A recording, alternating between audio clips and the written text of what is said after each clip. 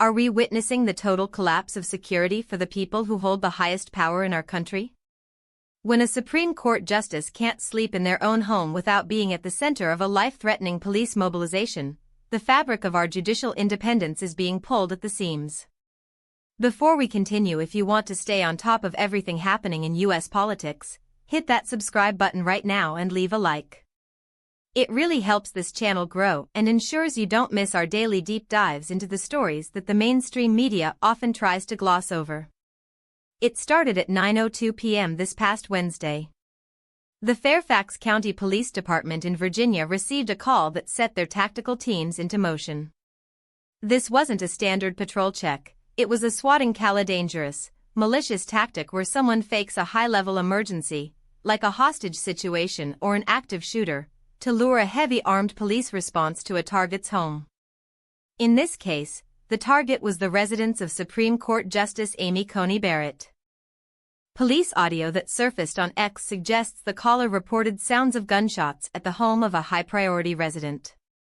Officers arrived on the scene immediately, coordinating with the Supreme Court security detail assigned to the justice. They quickly determined that the report was entirely fictitious. Thankfully, no one was hurt and no additional police resources were wasted once the hoax was identified. But the psychological impact and the sheer audacity of the act are impossible to ignore. This isn't an isolated incident. It is a symptom of a massive, brewing storm of hostility directed toward conservative figures in America. We've seen the protests at the homes of conservative justices ever since the Dobbs draft opinion was leaked in 2022. We've seen the arrest of an individual near Justice Brett Kavanaugh's home, armed with a gun, a knife, and pepper spray, who was later charged with attempted murder. These aren't just disagreements over policy or judicial philosophy, these are direct, physical threats against the people who interpret our Constitution. When you look at the broader picture, the pattern is terrifying. From the 2 assassination attempts on Donald Trump in 2024 to the brutal attack on the Trump house owner in California, it feels like the barrier between political discourse and physical violence is dissolving. As Senator Mike Lee stated on X, swatting is a calculated attempt to get an innocent person killed. It is a malicious weaponization of the police force itself, turned against those who stand on the conservative side of the aisle. So, what does this actually mean for the future of our republic?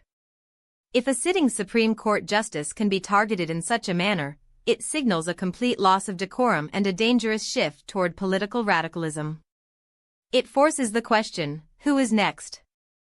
The intimidation tactics seem to be evolving. While the court functions as the bedrock of our legal system, these acts of harassment are clearly intended to make justices feel vulnerable, watched, and unsafe. If they cannot rule without looking over their shoulders to see if a fake SWAT team is being sent to their front door, then the independence of the bench is fundamentally compromised. We have to ask ourselves why this is happening with such frequency now. Is it the rhetoric from the top down? Is it the complete lack of consequences for those who protest and harass our officials at their private residences? When you allow mob rule to dictate where the lines are drawn, you invite exactly this kind of escalation. The fact that Justice Barrett was back on the bench the very next morning reading opinions shows the resilience of the court, but it shouldn't have to be this way. The security apparatus for the Supreme Court is clearly being tested, and the FBI is reportedly investigating a rise in these swatting incidents. But investigations take time, and in this environment, time is a luxury these public officials may not have. So, I want to know what you think about this. Is this just the new, ugly reality of American politics, or is there a specific failure in our justice system that is allowing these threats to spiral out of control? Should there be much harsher federal prison sentences for those caught engaging in swatting, or is the solution elsewhere? Drop your opinion in the comments below. I read every single one, and I want to hear your perspective on whether we've reached a point of no return for our national discourse. Thank you for tuning in. Stay vigilant, stay informed, and we will see you in the next video.